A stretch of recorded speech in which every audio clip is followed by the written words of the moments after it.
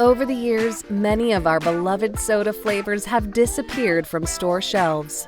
From bold experiments that fizzled out too soon, to cult classics that still have die-hard fans begging for a comeback, here's a list of 12 discontinued sodas from childhood that spark nostalgia. If there was ever a drink that looked straight out of a sci-fi movie, it was Orbitz. Launched in 1997 by Clearly Canadian, this soda wasn't just a drink.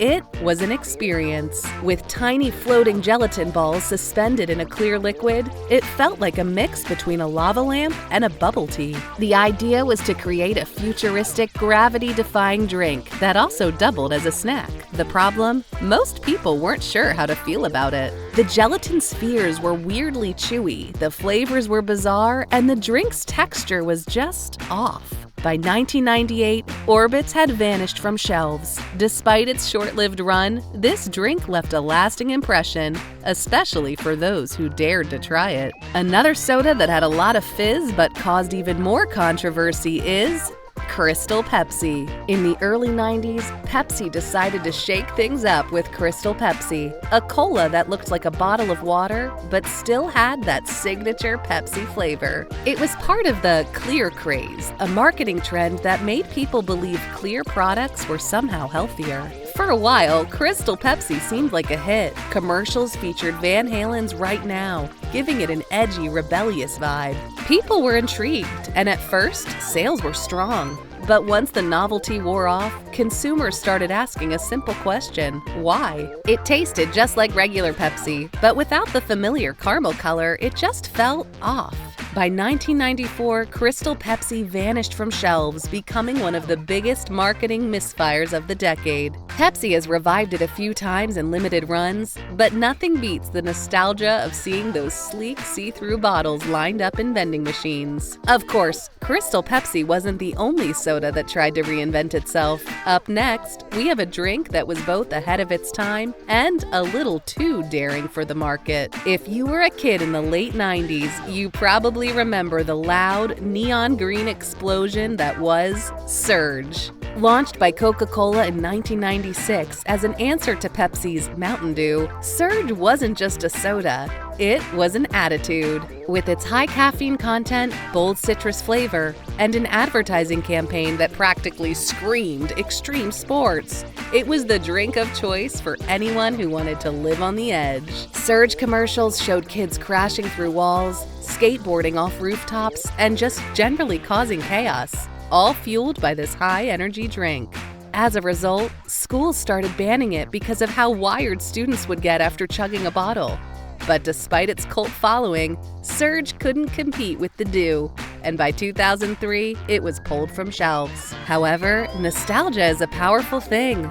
Fans launched online petitions and social media campaigns, and in 2014, Coca-Cola briefly brought it back in limited quantities. Still, nothing can match the thrill of cracking open that original bottle. And if Surge was about living on the edge, our next drink was about a cola that didn't even try. In the mid-90s, Coca-Cola attempted to tap into Generation X's love for irony and rebellion with OK Soda. Instead of flashy branding and bold flavors, OK Soda embraced a completely different approach. It was deliberately bland. The marketing featured strange, artsy black and white cans, and its slogan, "Things are going to be okay." Not exactly the most energizing message for a soft drink. The actual taste was just as confusing. It was a mix of different soda flavors with hints of cola, citrus, and some indescribable elements. The company hoped that Gen Xers would appreciate the anti-marketing approach, but people didn't get it. OK Soda was neither exciting nor memorable, causing it to fizzle out by 1995. But if you think a soda failing because it was too ironic is bad, wait until we get to one that was discontinued because it was literally too powerful. Before Red Bull and Monster took over convenience store shelves, there was Josta. Pepsi's bold attempt at creating an energy-boosting soda in the mid-90s. What set Josta apart was its inclusion of guarana, a plant extract known for its natural caffeine content. This made it one of the first sodas marketed as an energy drink before that became its own category. With a unique fruity flavor that blended berry and spice, Josta quickly built a cult following. Fans loved the intense kick it gave, and its wild Black Panther mascot made it feel rebellious and edgy. However, despite its popularity with a niche audience, Pepsi pulled the plug in 1999, likely because the energy drink market was still in its infancy. The next soda on our list was a pure relic of its time, one that screams 1980s neon and radical vibe. If you ever wanted to drink your favorite chewing gum, then Hubba Bubba soda was made for you. It was launched in the late 80s, and this bizarre yet intriguing soda took the sweet, fruity flavor of Wrigley's iconic Hubba Bubba bubblegum and turned it into a fizzy drink. It had an unmistakable pink color, intense sugary taste, and an aroma that instantly reminded you of blowing giant gum bubbles. However, despite its novelty appeal, Hubba Bubba soda was short-lived. It was simply too sweet for most people. And let's be honest, drinking something that tasted like straight-up bubblegum was a bit weird. Still, for those who loved the idea of liquid candy, it was a dream come true. And while Hubba Bubba soda faded away quickly, the next soda on our list had a much longer run, yet divided fans. Although not as old as some of the other drinks on this list, Pepsi Blue is one of those sodas that still sparks nostalgia. Released in 2002, this bright electric blue drink was Pepsi's attempt at capturing the attention of a younger, trend-focused audience. So instead of the classic cola flavor, it had a sweet, berry-like taste, somewhere between cotton candy and blue raspberry. The drink was heavily marketed with celebrity endorsements and tie-ins with music events, integrating it with the pop culture of the early 2000s. But despite the hype, it didn't last. Many found its overly sweet, almost syrupy taste too artificial, and by 2004, Pepsi Blue was pulled from shelves in most regions. Though it disappeared from mainstream markets, Pepsi Blue has seen limited comebacks over the years, including a short return in 2021. But for many who grew up in the early 2000s, it remains one of the most iconic, what could have been sodas of their childhood. Coming up next is a drink that was a bold blend of cola and coffee. For a brief moment in time, Coca-Cola Blak was the drink that mixed two beloved beverages, cola and coffee. This experimental drink was launched in 2006 with the aim of catering to the growing demand for energy drinks while keeping Coca-Cola's classic soda flavor. It had a unique dark color, a smooth blend of cola with a mild coffee kick, and a sophisticated taste for adults. But despite its intriguing concept, Coca-Cola Blak didn't gain the traction Coca-Cola hoped for. The drink was met with mixed reviews, with some fans enjoying the novelty of a cola-coffee hybrid, while others felt it didn't quite hit the mark. By 2008, Coca-Cola Blak was discontinued, leaving behind a legacy of what could have been for the crossover drink. Up next is a fruity soda that tried to compete with Fanta and 7-Up. Before Fanta and 7-Up became the undisputed kings of the citrus soda world, there was Slice. Launched by PepsiCo in 1984, Slice was a line of fruity sodas that aimed to offer a more natural-tasting alternative to its competitors. Initially, Slice offered flavors like lemon, lime, orange, and tropical fruits, all with a distinctive, refreshing taste.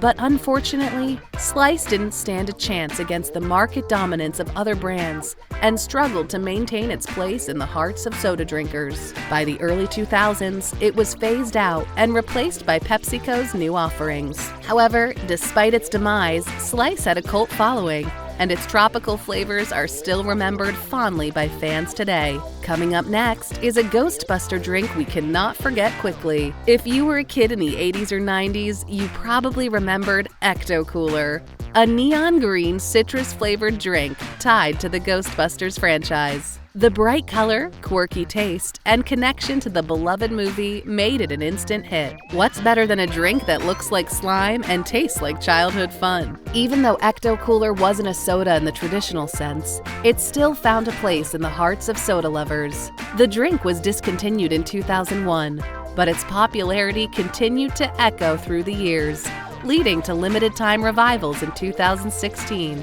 As part of the Ghostbusters franchise's return. And while it may have been replaced by other drinks, its influence can still be felt today, especially in the resurgence of nostalgic drinks. Ecto-Cooler didn't last forever, but it did leave behind a green mark on our childhoods, much like the next drink on our list, which was another product trying to turn things on their head. If you thought Ecto-Cooler was a bit out there, then D&L took things even further. Launched as the reverse of 7-Up, D&L flipped the script by adding caffeine and an extra citrus punch. The drink had a cool, bold green design, just like Ecto-Cooler, but with an added caffeine boost for a jolt of energy.